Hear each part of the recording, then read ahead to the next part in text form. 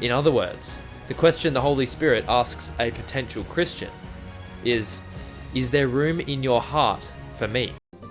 To set the stage, Abraham is called to sacrifice his son Isaac a few chapters earlier.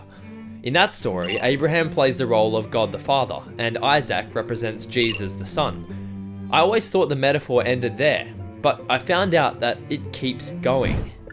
Isaac doesn't appear again in the story until it's time for him to take a wife. If Isaac represents Jesus, his absence in the story symbolizes his ascension into heaven. And he'll only reappear when it's time to take his bride, the Christians of Earth. Now, you may be thinking, well, that's cool and all, a little deeper meaning of Jesus and his bride, but the main character in this chapter isn't Isaac or Abraham, and it isn't even Rebecca, the bride. It's this unnamed servant. This mysterious servant is introduced in Genesis 15 verse 2.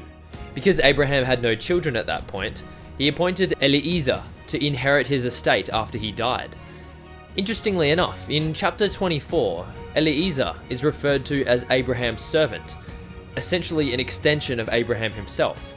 He's responsible for uniting Isaac, or Jesus, with Rebecca his bride, or the church, and his name literally means God of help.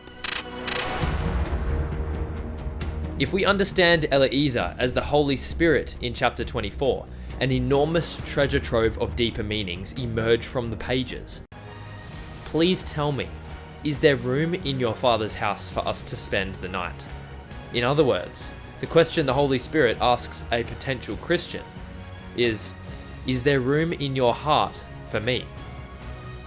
Then and only then does the servant rejoice that his mission was successful when he was welcomed into the home of the bride.